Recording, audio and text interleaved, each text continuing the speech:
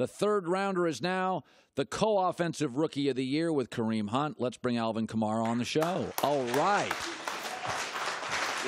My God, I saw you play for a little college football, and all of a sudden you show up in the NFL, and I'm like, is he a better NFL player? That happened years ago to a guy in the SEC named Terrell Davis. You're probably too young to remember this. I know Terrell. Yeah. I know about him. Okay, so he's a Georgia kid like you. Mm-hmm. He's a good player at Georgia, and then he went to the NFL, and he was like the best running back in the NFL. He wasn't the best running back in college football. When you got to the Saints, did you know instant? Because you went to Alabama, things didn't work out. I mean, listen, you recruit 25 guys a year, some doesn't work out.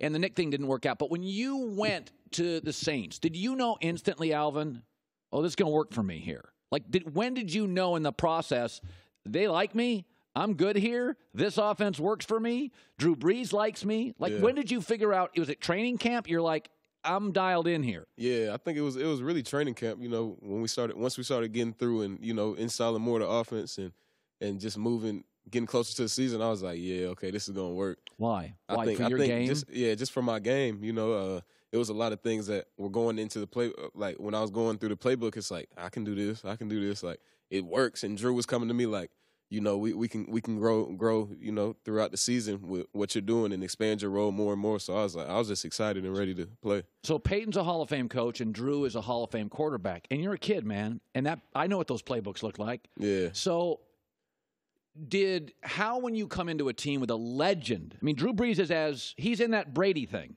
right? Yeah. Like, were you a little intimidated? Like, your first meeting with Drew Brees was like what? It wasn't even really a meeting. I actually, the older guys were out there, they were catching some balls with him, and, they were like, Alvin, we want you to go out and catch with Drew. So I'm like, all right. And I went out and caught a couple balls, and he started talking to me, and I'm like, all right, well, it's Drew Brees, I watched him, but now this is like my quarterback. Yeah.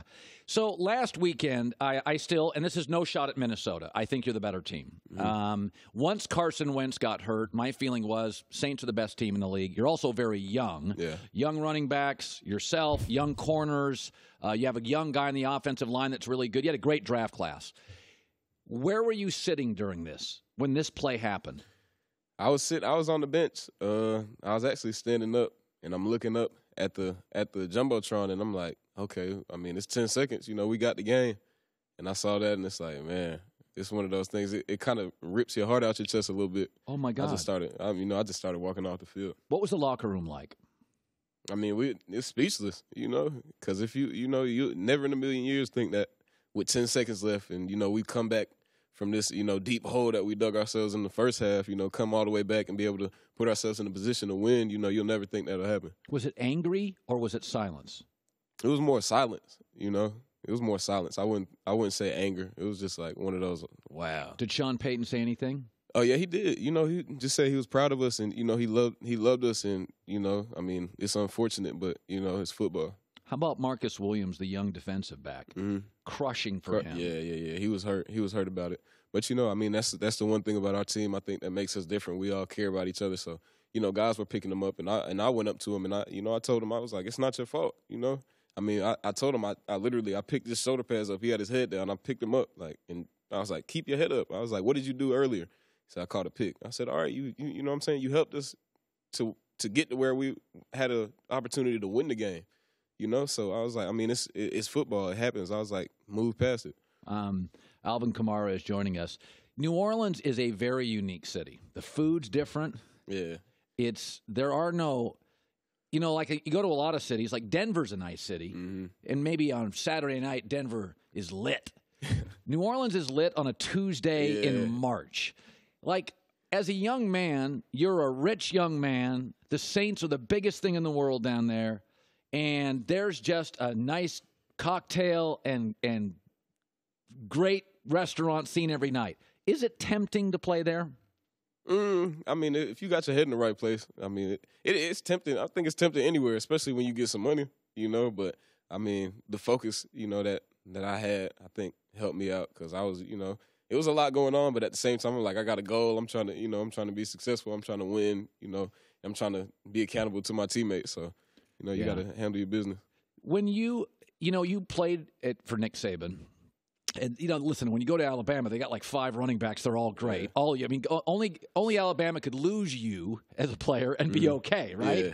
Do you now root for Alabama even though it didn't work out for you? Or is there a little bit, you're in Norcross, Georgia, now Georgia's really good, and they've just beat. Is there a part of you that thinks, I'm going to prove to Nick Saban?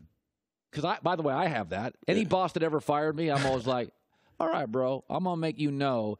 Is there a part of you that wants to make Nick Saban, that Nick Saban looks at you and says, he's better than any of my NFL running backs? Not really, because there was no bad blood with me and Coach Saban. There wasn't? No, there wasn't any bad blood. I think, personally, it just didn't work for me. So I just had to make the best decision for me, and I think, I appreciate everything that Coach Saban did for me while I was there. He tried to help me out. He didn't want me to leave, but, I kind of had it in my head that I was going to, make that move. You're playing with Mark Ingram in the backfield. So you got Breeze as a legend, Mark Ingram's a starter, and here comes Alvin Kamara, and this guy's really good. It would be easy for Ingram to be bitter. I mean, seriously. Yeah. It's how has he responded to your elevation? He balled. He elevated, I think he elevated. He's had a great season. I think this is one of his best seasons in the NFL. So I think just me and him, he was pushing me while I was pushing him. And I think our relationship just got stronger and stronger as the season went on. We both want each other to do well.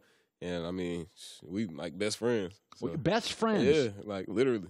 Yeah, at some point, they can't pay you both a fortune. You're going to have to go to Mark and say, Mark, I love you as a friend, but there's some lettuce on the table here. Hopefully they can pay us both. I don't know if they can. So when you go to that, I've heard Aaron Rodgers once said after he lost a big game, he goes, I couldn't watch the Super Bowl. When you lose like you lost to Minnesota, was it just gut-wrenching? Will you be able to watch the NFC Championship?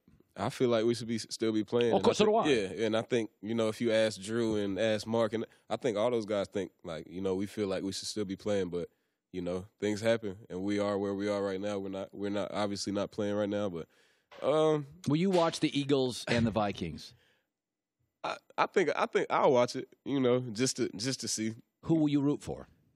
I'm not rooting for anybody. Oh, come on. I'm not rooting for anybody. No, you don't. Wouldn't you like to just see the Vikings, the Eagles? Just of course, because they beat us. So of course, but I'm not really like, yeah, go Eagles or. By the way, are you a Brady Belichick dynasty? Are you rooting for the Jags or are you like the Patriots to win again? Man, my boy, look, so I like the Jags because my boy Jalen Ramsey. I want him to ball, and So you're rooting for the Jags? I might be rooting for the Jags. I don't know. My sister's a Patriots fan, so how'd that happen? Yeah, I don't know. I'd like to meet your sister. She's got her act together. You're rooting for the Jags? I'm rooting for Jalen Ramsey. So on Monday morning, you want the Jags in the Super Bowl? I want to wake up and see Jalen Ramsey in the headline. That's fair. That's his friend. Okay, this is what the logo is going to look like if the Jags make the Super Bowl. Super Bowl. Can you see that where he's sitting? I can't. I don't want to talk about that for 2 weeks. Very cute. Brutal. All right, Alvin Kamara. What are you doing in L.A.? Out here for the NFLPA event.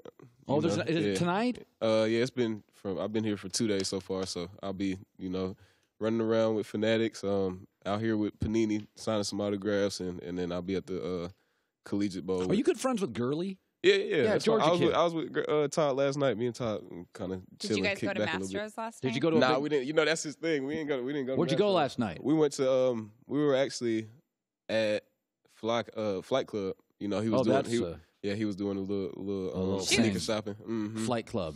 Thanks for watching. Subscribe here to get the latest from the show. Also, be sure to check out more of the best clips from The Herd or go watch a few segments from our other shows on FS1.